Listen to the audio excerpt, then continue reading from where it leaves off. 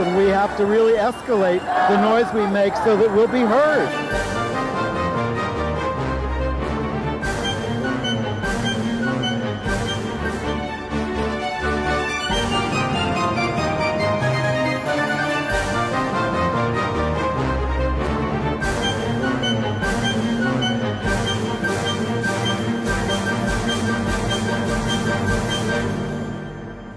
Hi, I'm Ann Northrop. And I'm Merryn Johns. And this is Gay USA. Welcome. Andy is off this week. He'll be back next week. Merryn will still be here. I'll be gone. We're playing musical chairs. And we have a ton of news, of course. But yes. I have to note, just as we're in the horror of our current situation, that this is the 46th anniversary of the assassination of Harvey Milk. Oh, wow. Yeah, 46. On the day we're taping, wow. 1978. It seems in some ways like yesterday. It's hard to imagine it was 46 years ago.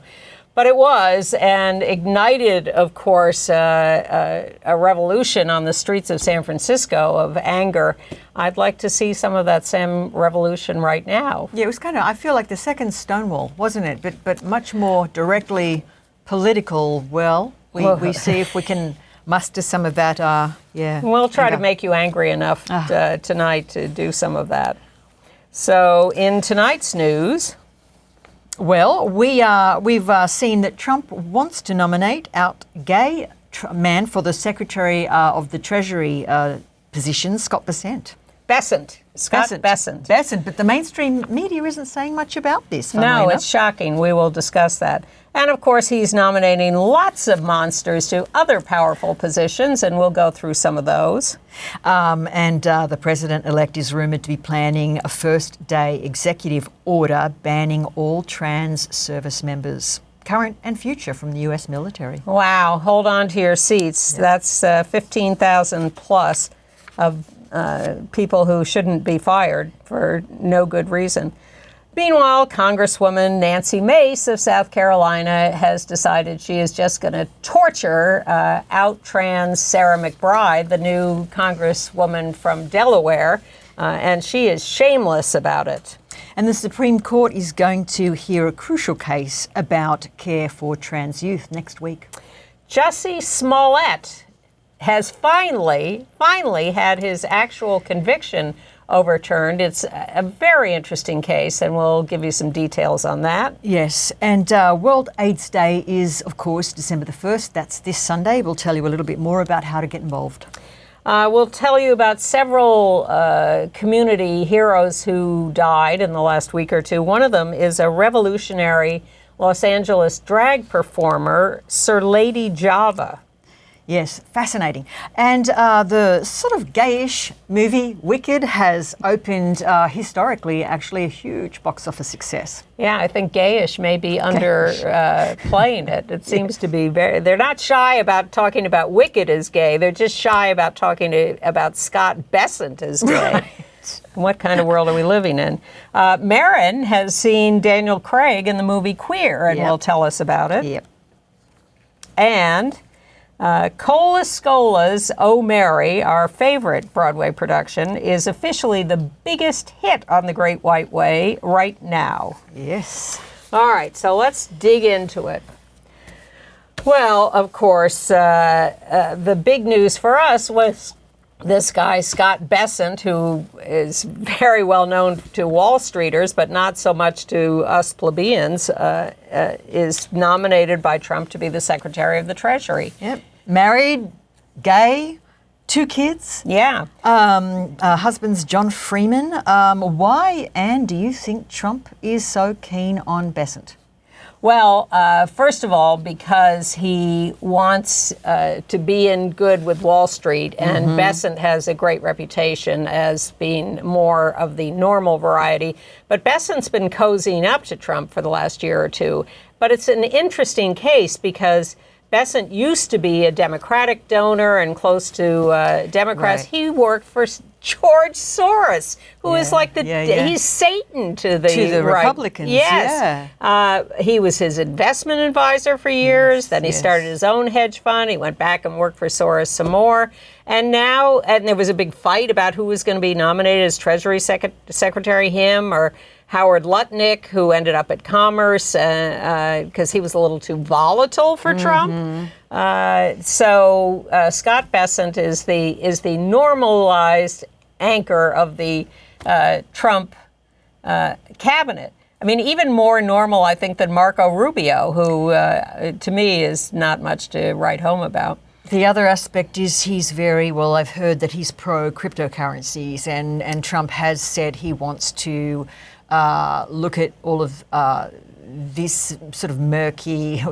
Scares me to death. It's sort of split. The financial community is split on the merit of cryptocurrencies, but he said he wants to turn the US into the crypto capital of the world. Yikes. So, yeah. I'm glad I'm old. Oh, by the way, I'm wearing a shirt. I don't usually wear a shirt this light because I like to, disguise the body. But this is irresistible because it's from the Wild Turkey golf course. Nice. We could talk about Biden pardoning the turkeys too. Oh, well, let's not. Well, what do we make of the fact that Scott Bessent is now going to be the highest-ranking gay person so far in the White House? In history. Well, what do you make of it? And why aren't we talking about it? Nobody's really talking about it. The New York Times breaking news. New York Times says breaking news for every appointment, usually about 3 hours behind when the rest of the world has heard about it, which is very annoying. Behind Times, yes. Yes. We should call it behind the times. Behind the times, yes. Well, they put out breaking news. Scott Bessent,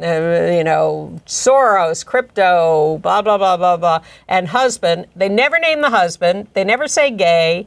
They just glide right over it. And report after report after report on mainstream media, TV, print, whatever, they may make a mention that he has a husband. They may even make a mention that he's gay. But there is no analysis of the fact that the Trump administration is so anti-trans, anti-LGBT. People would argue that, but I think we can make the case for that.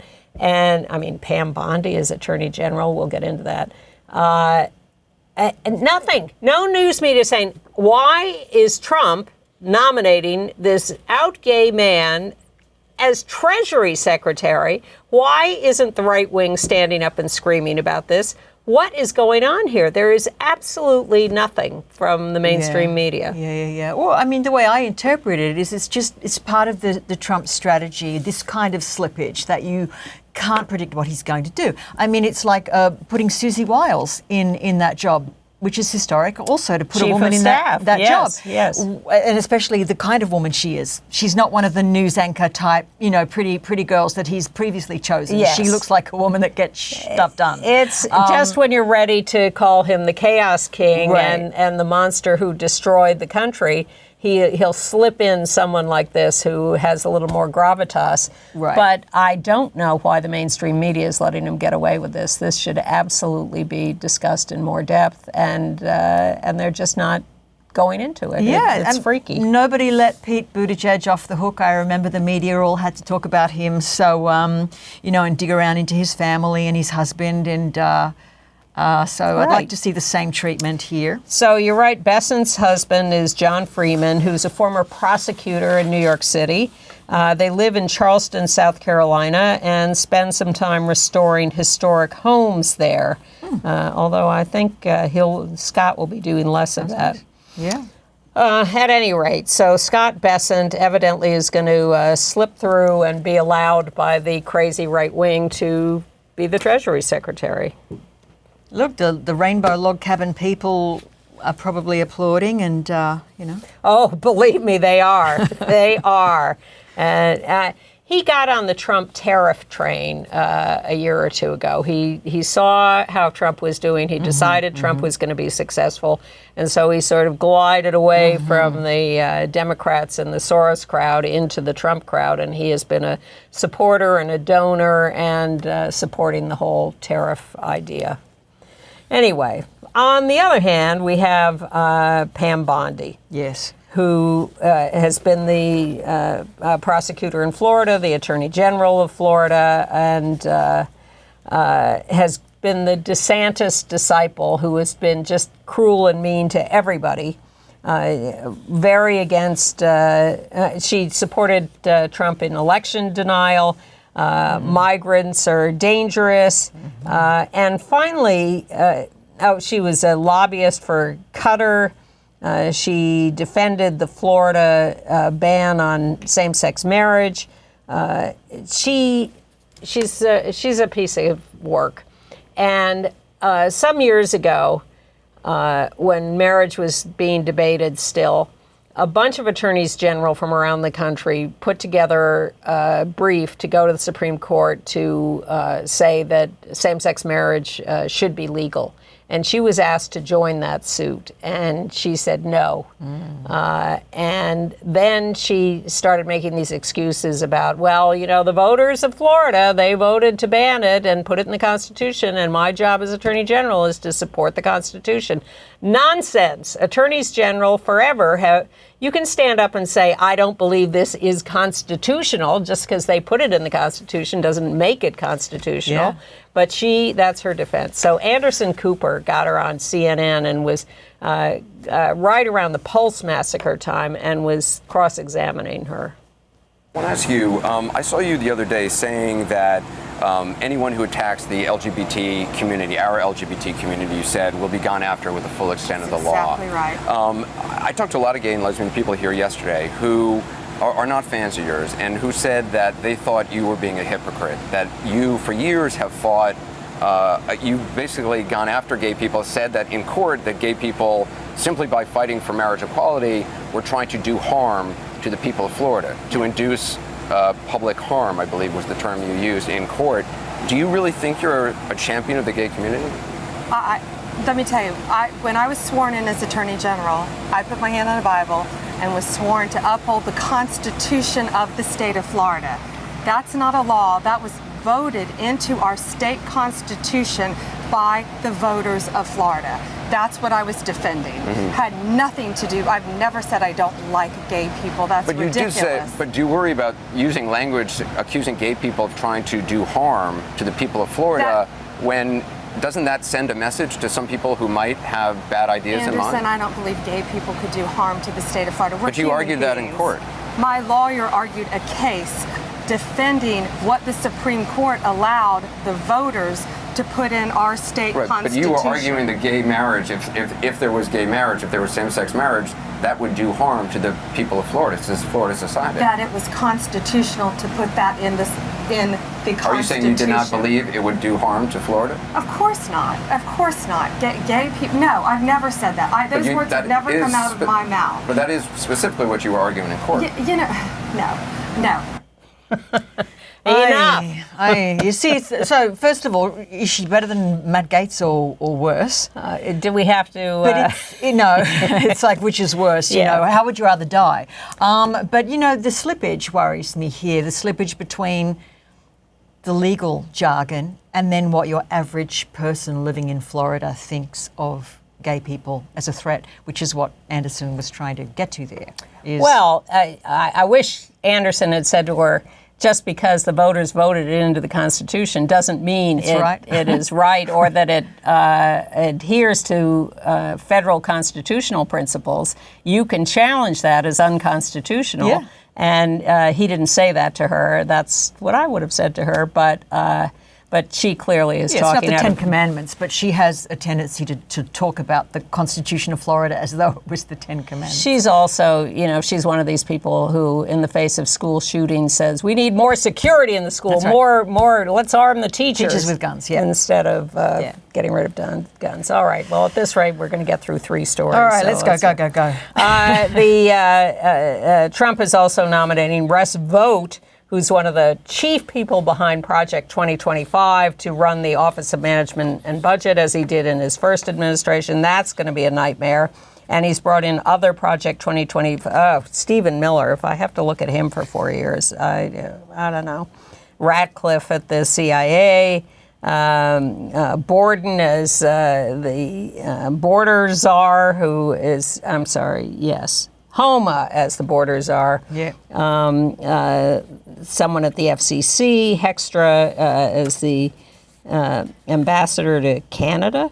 Anyway, it's just going to be a nightmare for 4 years. And this thing about the military, executive order. 15,000 of some of the most qualified people. So recent studies show that trans people are twice as likely to be willing to serve than the general population. And the US military is having trouble recruiting people at the moment. So again... And Trump talks about, the Democrats having destroyed the military. In his first term, Trump issued an order, no more trans people in the military, no more can enlist. Yeah. Now he wants to get rid of all the people who are already there. Just, you're all out, I'm firing you all. Yeah.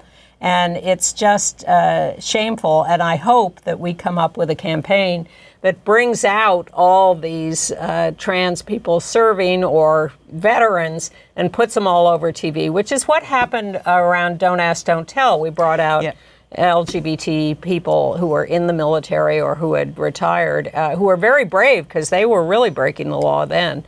There's no law at the moment against the trans people. We'll get HRC to do it because we know they have the budget. So... No, they're organizations specifically for LGBT service members. They're very good and very efficient, and they are right now drumming up people to So appear. this move to me, this sounds to me like Trump is doing this as a dog whistle to the other strongman leaders around the world. So to Erdogan and Orban and Putin and Kim Jong-un. Basically, I think it's just him. It's a flex. Tough guy. Flex, yeah. Yeah. Well, it's interesting because he's throwing a lot of this stuff out, and what will come to fruition is, because all this stuff's going to be challenged in court too, so we may be able to delay him. Yeah. But meanwhile, up on the Hill, the assault continues with poor Sarah McBride, the out trans representative from Delaware, about to take office, with Nancy Mace just losing her mind over this. There's Sarah McBride with a statement she made about these attacks, saying, look, I'm here to legislate, not to talk about bathrooms. But meanwhile, Nancy Mace, has said, where I just had This is the resurfaced interview that CNN found. Is that what you're looking at? No, she appeared at, here it is, she appeared at Georgetown University and was protested by a trans person who interrupted her speech. Yeah, yeah. And Nancy Mace said that the protester was a raging lunatic pretending to be female. Wow. And just screamed at her for a while, drove her out of the room. But Speaker Mike Johnson is backing up Nancy Mace and is passing rules saying that people in federal buildings, and Nancy Mace wants this nationwide in federal buildings, people must use the bathroom according to their assigned gender. Well, then what do we make of, so this is the thing about politicians being so two-faced. That resurfaced interview with CBS News in May last year. May said, I'm pro-transgender rights. I'm pro-LGBTQ. She said, be who you want to be, but don't make those permanent changes when it's a child. So she stopped short. I don't see She got on the Trump train. I don't see that Sarah is a child. I see a fully autonomous adult trying to do their job. Of course. And Nancy Mace shouldn't be sticking her face in children's health decisions that should be between them and their family and their doctors and whomever. All of this government interference is just outrageous. So it's a terrible battle, and it's getting uglier by the minute. The governor of Ohio has just signed a bathroom bill that says students in everything from kindergarten through college may only use the bathrooms that fit their assigned sex at birth. I mean, I've said this over and over on this show. We're talking about human beings here, and you are just throwing them in the trash and telling them they can't go to the bathroom. Now, in Ohio, they say, we're making other accommodations. Well, I'd like to see what those are. Well, they're never as available, they're never as frequent, and they're stigmatizing. Would you call it a porta potty here, or is that just Australian Well, that's news? One thing they could use, but I think what they're going to do That's is what they're going to do. They're going to have one bathroom on campus that the trans students are supposed to use. and there will be people lined up outside to yell at them. Absolutely. It's like the scarlet tea. Yeah, Exactly. Let's just make people pariahs. Where to next? Oh, well, evidently MSNBC is losing viewers after the Trump win. I can't believe that. But Elon Musk has threatened to buy MSNBC. Yeah, well, that'd be interesting if they let him. But meanwhile, Rachel Maddow has taken a pay cut, so now she's only making $25 million. But people are fighting back, and Rise and Resist in New York, there's a lot of chatter about, what went wrong? Who did this? Right. What are we going to do next? Blah, blah, blah. Well, Rise and Resist is going, which has been out in the streets for years against Trump, is holding a town hall meeting this Tuesday, right away, December 3rd, from 7 to 9 at the LGBT Center on West 13th Street to discuss the future. Where do we go from here? How do we fight back? And they're also having a gathering on Saturday, the 7th, in front of the New York Public Library at 1 p.m. To get people to promote Biden signing the Equal Rights Amendment, which has been lingering for decades, but which some claim has had enough votes in the states to pass. But the town hall on Tuesday, 7 to 9 p.m. at the center is the important thing. Mm-hmm. All right. Wait, let me just scan here for other people. There's trans people are debating Sarah McBride's reaction to Nancy Mace. Should she have been more direct about yelling at Nancy Mace? Should she have defended her use of the women's restroom? Because she said, I will follow the rules. You tell me where to go, I'll go. But divided opinions on that. While we're on the trans topic, we wanted to mention that the court has upheld the Missouri ban on gender-affirming care for minors. It's, of course, a state law. Banning all gender-affirming healthcare for minors and prohibiting Medicaid from covering transition-related care. This is for adults. For adults, that's pretty shocking, right? Very shocking. So this case was brought against the state by 3 trans teens and medical providers and 2 of our advocacy orgs. In a 74-page judgment, Justice Carter said he believes, quote, there is an almost total lack of consensus as to the medical ethics of adolescent gender dysphoria. That doesn't mean you outlaw care. It means you continue to research and take care of people. We're getting the laws are being made by unqualified people, though, which is a real problem. Yes.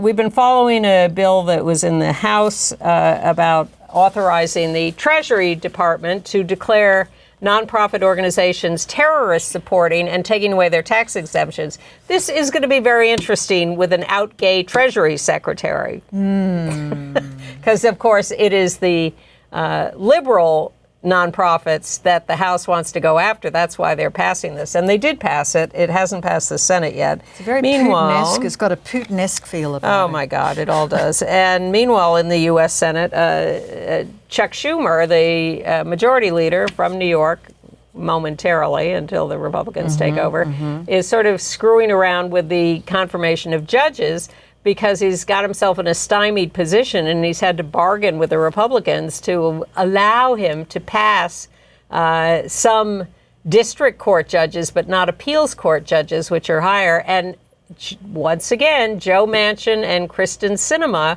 are on the side of... Yes. Yes. Not again, those 2. Well, they'll be gone soon. They'll be gone soon, yes. I don't know. So, in local politics, Richie Torres seems like he is running for governor, although he might run for mayor. Who cares?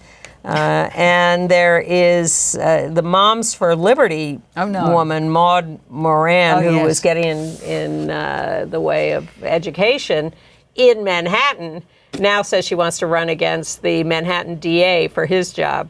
No. I don't think she stands a chance. Do no, you? Neither do I. Check us on this, but no, I don't think so. Yeah, check us on this. All right. Should we go to sports? Oh, we should. We wanted to mention the Supreme Court was going to hear U.S. versus Scarametti, which is the case against Tennessee's ban on hormone therapy for trans youth. There's 3 families of the plaintiffs there. Yeah, that's next week on Wednesday, and Chase Strangio will be the first out trans person to argue in front of the Supreme Court. This is about whether states are allowed to ban trans care for minors, and I can't be optimistic about that. I think we're really, and even Chase admits to being nervous about this. Well, good luck. Where you wanted to go to sports? All right. Oh, wait, I suppose Jussie first Smollett? we should, yes. So Jussie Smollett was accused of setting up this phony attack on himself, claiming racial and homophobic violence and discrimination. And then they said, oh no, he hired these guys to do it to him. Well, he reached an agreement with the DA in Chicago, a settlement that had him paying a fine and I don't know, maybe doing some community service. Yes. And then a special prosecutor came in and said, oh no, that's not enough. We're going to retry we're going to actually take him to court and retry it. He was convicted. He was sentenced to 5 months in jail. He only served a little bit of it 6 days before his appeal was accepted, and he was out. And they have finally settled this, and the judge has said, look, this is double jeopardy. You cannot, after you've reached an agreement with him, you can't go back and say we're going to prosecute him. So those charges have been dropped. He is now free and clear. The city of Chicago is still suing him for court costs. But he is finally free of those charges. And whether he did it or not, it didn't merit 5 months in jail, and it didn't merit a second prosecution. It always felt like a mental health issue to me. Well, who knows? That I don't know the real answer. Look into his emotional state at that time. Are we going to talk about what happened, the terrible incident in Club Pittsburgh? Yeah, sure. That was a bit shocking. So there's an LGBTQ bathhouse and club there that is very popular with the gay men. One man has been hospitalised. Another is he was actually in critical condition, but one is dead. A gunman stormed in at 2:15 in the morning on November the 22nd. He had rented a room there, 55 years old, homeless guy. And with his girlfriend. Yes, and then he was sort of either drunk or hallucinating, thought his girlfriend was in trouble, in danger. Yes, and he pulls out this rifle he had concealed when he brought it in and started shooting up the place. 55-year-old alleged shooter William Samuels. Very strange. Yeah. And then there's the lovely urologist in New York City, Dr. Darius Paduch, 57 years old, who's now received a life sentence for sexually abusing 7 male patients, 5 of them minors, and probably hundreds more who have accused him. Over a 20-year period, 2003 to last year. At New York Presbyterian Hospital, Weill Cornell, Long Island. But a life sentence, oh my God. Well, I mean, he's a serial offender, and certainly the minors. And imagine going to a doctor for help, and terrible. And he subjected them to unnecessary examinations and medical. Did procedures. Larry Nassar get a life sentence? Well, you think there might be some? I don't know. I don't know. I should look into that before saying things like that. And then a flight attendant for United Airlines, Ruben Sanchez, 52, was fired because on a late night flight he started chatting with a fellow attendant and saying, about their Catholicism and saying, I'm not down with all this LGBT stuff and all this woke stuff. So United fired him. Well, someone heard him and turned him in. I think it's harsh. I mean, it's harsh. Flight attendants sit up the back and bitch all through the flight. You know it. And they talk about everything under the sun. I think that might be a little too much. Yeah. And he's charging religious discrimination. He's suing United. All right, yeah, we need some better news. Let's get to some. Well, Walmart's the last bad thing we should mention, but this is pretty scary. They've joined the parade. In a sign of the times, Walmart, which I believe I read somewhere is one of the country's largest employers. I think there's 1.6 million people. Yeah. They've abandoned all of their DEI efforts. Yeah. Well, they've joined the exodus. Yes. And they've dropped collaborating with HRC, and they're, this one guy, Starbucks, who went after the ball, has been tremendously successful, and it just shows how paper thin their support for diversity and any kind of affirmative action really was. This idea, again, in the statement, he said, Walmart said that it is willing to change alongside our associates and customers who represent all of America. But we are also part of America. I thought so, but who knows? All right, well, we got to skedaddle. All right, let's go. Well, especially because we have this lovely video. This is going to be the lesbian sports segment, starting with hockey stars in Canada coming out. And this is just a lovely video of them talking about it. That's probably the most myself I've ever been. C'est bon? C'est bon.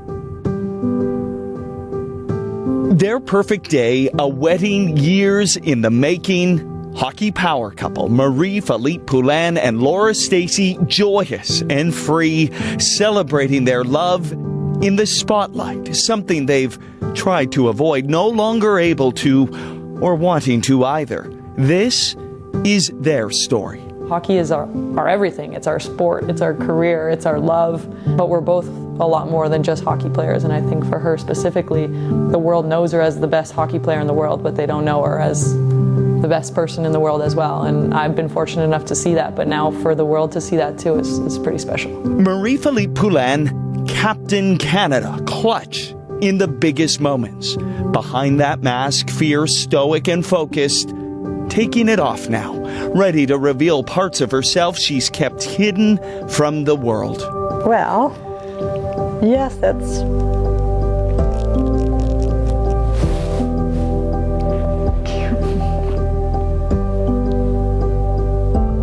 That's probably the most myself I've ever been. Starting something from scratch, being myself, having the community, family and friends, embracing me, embracing us, embracing this new team. I've always been a hockey player.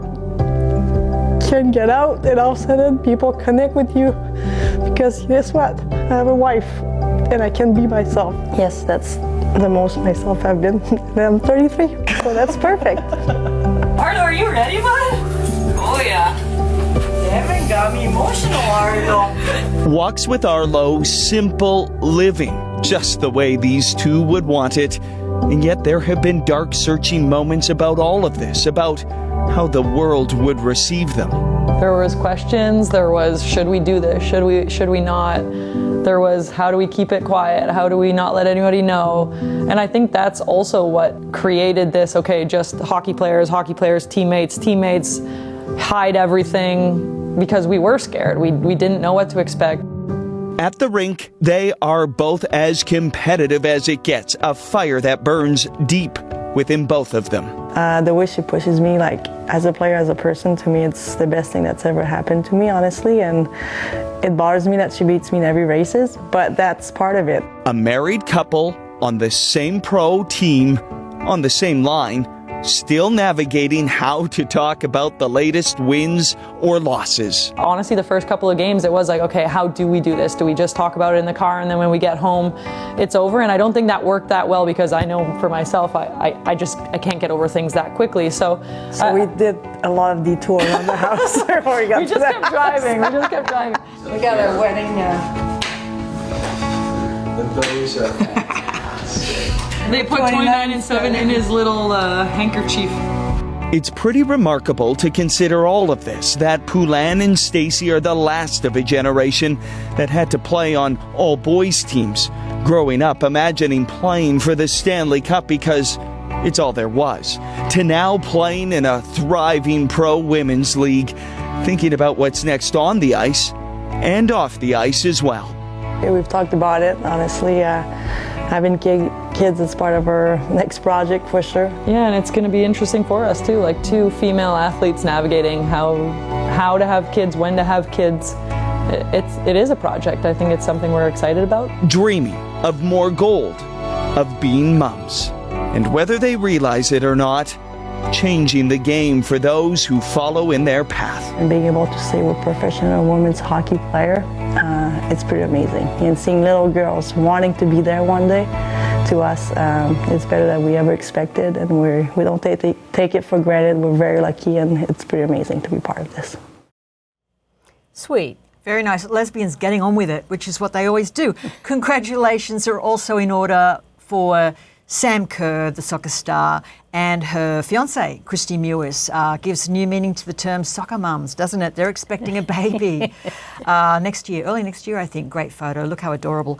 And in addition to that, Brittany Griner has celebrated the birth of her baby boy, named Bash. I wonder what was on her mind when she chose that name. And this is with her wife, Sherelle Griner. Congratulations to them as well. Very sweet. And following up on San Jose State and their volleyball team in California, a judge has rejected the attempt by members of other teams and one teammate of the supposed transgender player to kick her off the team. The judge has upheld her right to play, and they will move on and to try to succeed.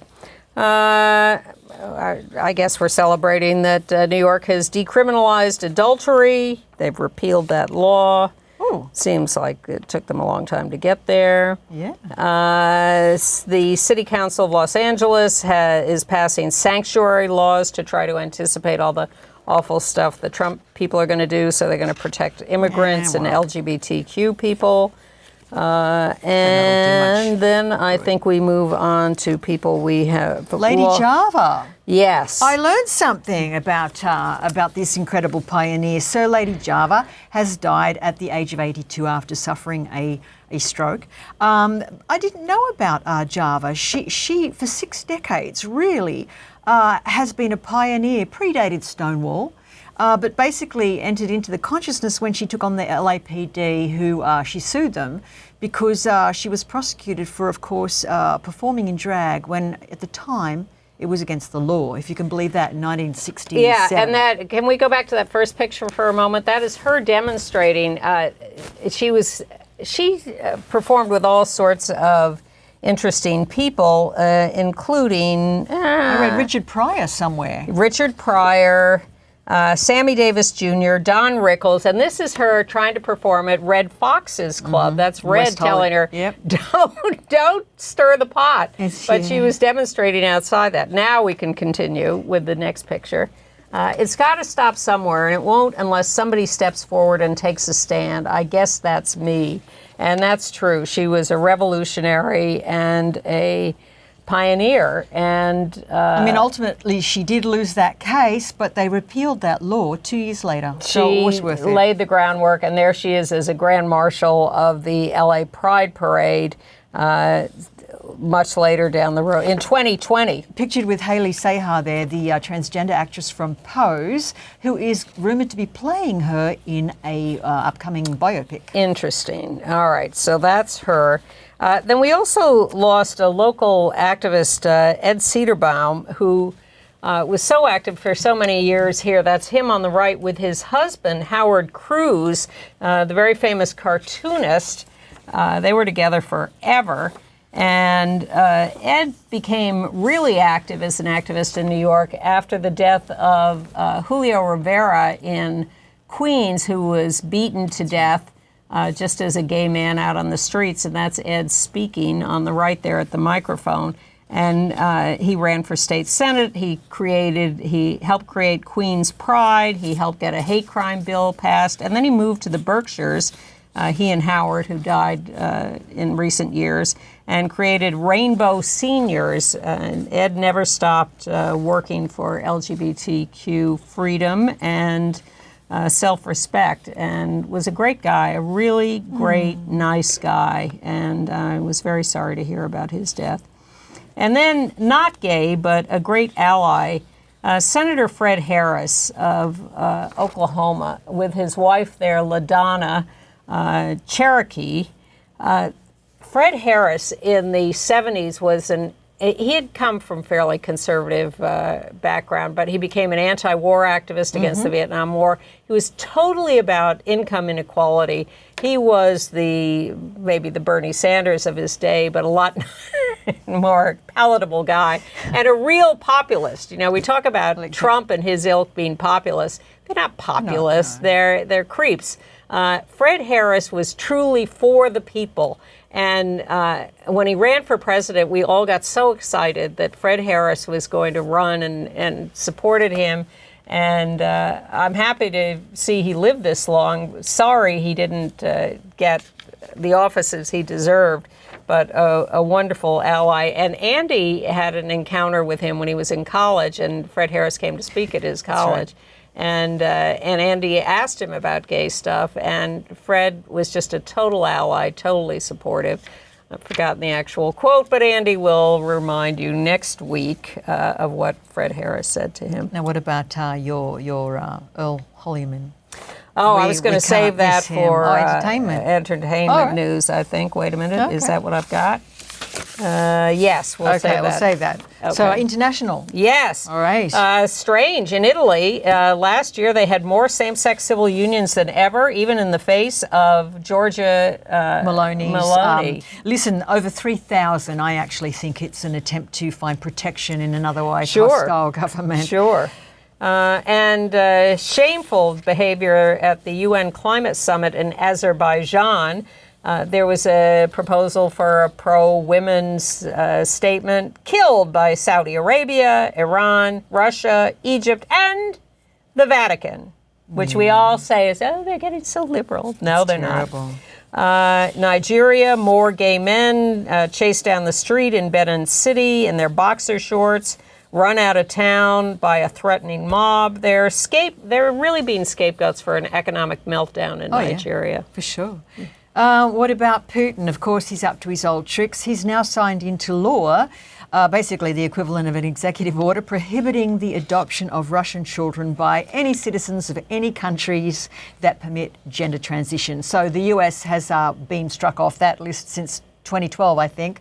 But now but we're headed right back on. We'll be able to adopt Russian children any minute. But 15 countries have made this new list, including Australia, many countries in Europe, Canada, and Argentina. Well, here's the really great news. In Kuala Lumpur, the High Court has said Swatch rainbow watches are not illegal. So you have to return 172 rainbow Swatch watches. That is because you took them with no search warrant. They raided all these malls in Malaysia and confiscated about 172 of them, only worth a few thousand, but still. And you brought us pictures of Rio Pride. I was glad you brought that to our attention because it's going beautiful. strong. Thousands gathered on Copacabana Beach on Sunday with a very intersectionally themed pride. This one with the message of climate change, because of course Brazil in the last year has had some devastating climate events. So basically the theory that we will not have justice until we have environmental justice, racial justice, social justice, gender equality and sexual diversity. Now this is not the annual carnival, this is Rio Pride, which is something separate. I was happy to be reminded that Bolsonaro, the former dictator of Brazil, is being prosecuted for trying to overturn his election loss. In the United States, Trump has escaped, but in Brazil, Bolsonaro is being prosecuted. Very happy about that. Strange times. Now, Andy is involved with and wants us to make note of this documentary that is opening here in New York next week, Forgetting the Many, the Royal Pardon of Alan Turing, opening at the Cinema Village, playing for a week there. This is really about how, yes, Alan Turing was pardoned for his homosexuality, which he'd been, prosecuted for and forced to undergo castration, chemical castration, and eventually leading to his death. But there are tens of thousands of more who were prosecuted and have not been pardoned and are suffering from their persecution. So that Forgetting the Many, the Royal Pardon of Alan Turing, there's a panel discussion that first night, the 6th, which I think Andy is I believe he'll moderating. Be there. Yeah, he's and in China, a trans woman who was forced into electroshock therapy has been awarded $8,300. Terrible. So also, China adjacent, I suppose, Hong Kong, the top court there has backed housing rights for gay couples. basically saying there shouldn't be any difference. 5 judges rejected the government's belief that there's a lot of confusion about same-sex couples and opposite-sex couples being not comparable in terms of their rights to public housing. So this is good. So there's still some liberals in Hong Kong. There's still some, apparently their constitution, the city has its own constitution, which is slightly different to the Chinese constitution. I'm sure China's trying to wipe that out. Probably. And there's a new Israeli film that played at an Estonia film festival called Pink Lady. It's about gay men in Orthodox life in Israel, told from a wife's point of view. But the film won Best Director at the film festival. All right, AIDS news. This Sunday, December 1st, World AIDS Day. The White House on December 5th is holding a symposium on quality of life for people with HIV. Here in New York on December 1st and 2nd, there will be events at the New York City AIDS Memorial, a candlelight march, a reading of the names of people who died of HIV. The Whitney Museum is noting the Day Without Art traditionally, and the New York City Department of Health on December 4th is doing various events at the Brooklyn Central Library. And if you don't live near any of these places, just log on to worldaidsday.org and you can actually request 100 red ribbons be sent to you for free. And you can sell them and make money and donate it. I would suggest that you look for events in your area connected to World AIDS Day. Nice. I think it's nice. Okay. Call me sentimental and old-fashioned. I won't call you anything like that, but I will move on. And in Cincinnati, the city council voted 9-0 to give $500,000 to trans youth care for 2 years. Nice. To prevent suicide, support mental health. This was proposed by a council member with a trans child and a gay council member. That's AIDS and health news. And in entertainment news, yes. We mourn the death of Earl Holliman at 96. Who knew he was gay? Well, the Advocate evidently wrote about it in 2015, but it must have gone right over my head. But he was a great journeyman actor. He leaves a husband. He was in the first Twilight Zone TV show. I have assembled a list of a few of his credits where he played with gay people.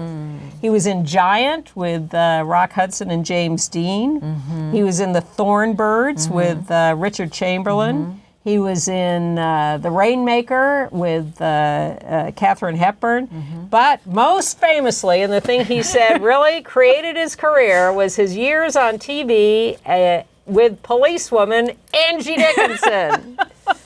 Anytime I have a chance to show Angie, I'm taking it. So they were quite a team. That's a cute team, isn't it? Yes. Oh, those were the days. Particularly the woman on the right.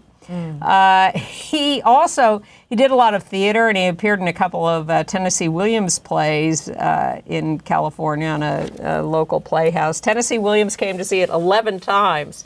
And this is Earl Holliman in the middle with Jesse and Robert, hairdressers to the stars, who were very involved in the playhouse that Earl was running. So the good old gay days. He was not hiding. He was also a big animal rights activist. That was lovely to read, wasn't Yes. it? He worked with Deanne Fossey, Yes. trying to save the gorillas in the mist, Yeah. which I found very touching. And he was a singer. He put out albums.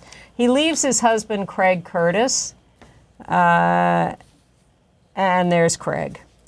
So a little under the radar, but evidently a great guy, and happy he had a long life, and envy him his years with Angie. Also under the radar, we had singer Khalid come out on Twitter after, well, he was actually outed on X, and then he responded and basically had to put his own tweet up there and with a rainbow flag and an exclamation marks, and he says, "There you all go. Next topic, please. LOL." I got outed, and the world still continues to turn. I am not ashamed of my sexuality. He has 6 million followers on Instagram. Grammy nominated, 26 years of age. All right, tell us about the movie Queer with Daniel Craig. Well, Well, look, I didn't come out of this film clicking my heels together saying I'm so glad to be gay. It's No, that's the next film. That's right.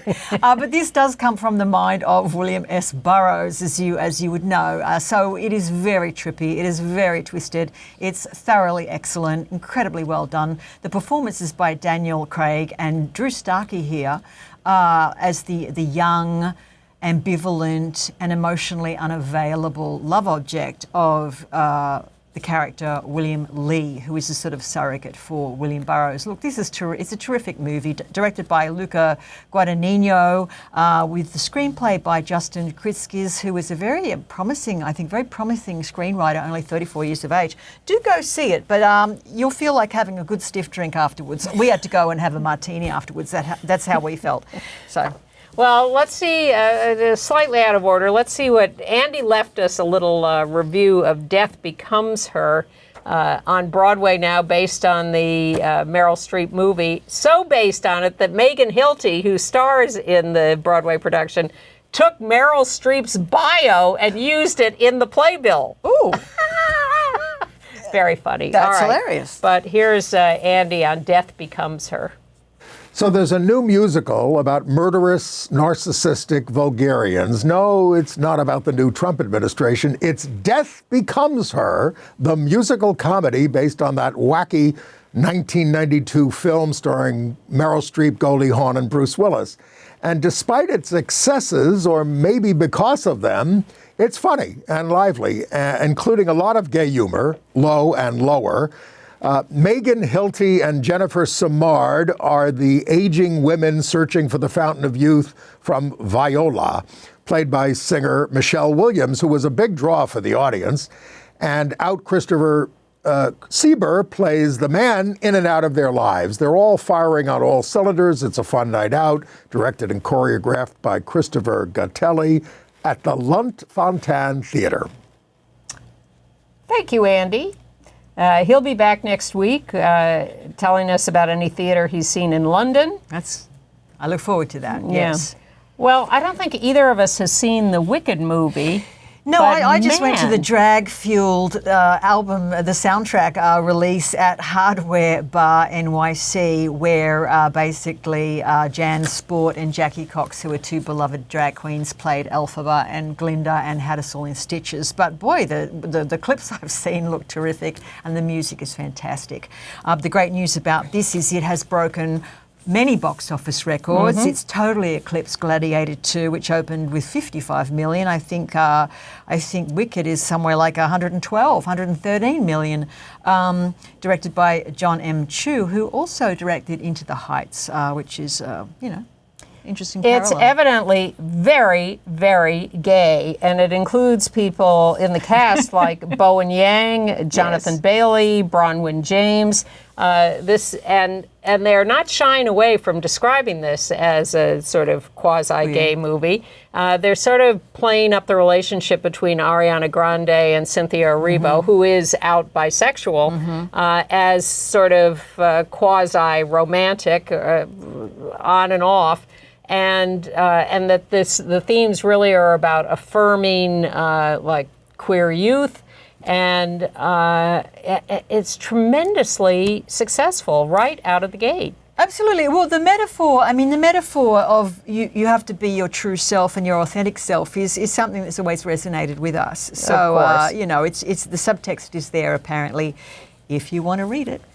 Well, I know the play it's still on Broadway. I believe so. The musical, it must be the longest, one of the longest running ever. I think Chicago has that. I managed to avoid it all these years, but the movie sounds much better. The movie looks absolutely terrific. The special effects look fantastic. Of course, the soundtrack has been completely. I heard about one of the tracks is 12 minutes long. So they haven't dumbed it down for the screen, which is dumbed it down. It's they've made it into two parts. Yes, this is only half of it we're seeing. There's a second part next year. But one of the controversies is, of course, the audience singing along with the movie. Oh, I didn't think of that. I'm going to see it the day after Thanksgiving, and I didn't think about that because I don't love that. So Go at 10 a.m. There won't be any of that. Yeah, all right. Well, as Andy would say, it's the loss of the superego. It's people have just they're just unconscious of anybody else but themselves, so they sing along. What about Oh Mary? Congratulations are in order. Fantastic. One of the benefits of having the world go to hell is that gay art always seems to improve and become commercially successful. This run, which was already extended twice when it was on off-Broadway, has now been extended at the Lyceum Theatre until January the 19th. This is a record-breaking show. It's the first, it's recouped all of its money. Yes, the first this year on Broadway to recoup its entire investment, which makes it, I guess, the biggest hit at the moment. We have been shilling for this show for a year. I thoroughly enjoyed it. I've seen it twice. I loved every bit of it. It's broken a 121-year history at the Lyceum as the most, the top-grossing show of all. It's really silly. It's not serious at all, but it is very, very funny. What do you make of the disconnect between what is happening now politically and the fact that Cola Scola is non-binary and what's her name, Bianca Lee, is a trans actress, and you've got straight people flocking to see this? Well, in New York, that's not unusual, but word is out that it's hilarious and the hit of the year, so everyone wants to go see it. Don't forget the election was very, very close in the final vote. Right. So half the country has lost their minds, and half the country is still hanging in there. Just an exaggeration, of course.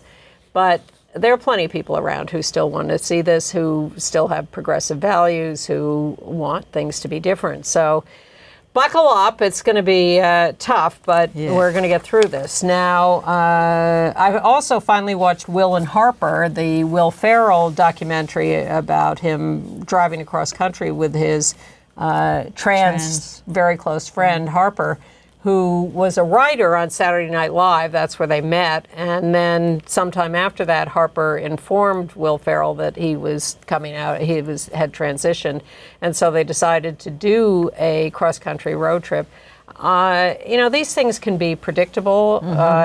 This, I thought, had a little more, and I enjoyed watching it. I thought it was worth watching.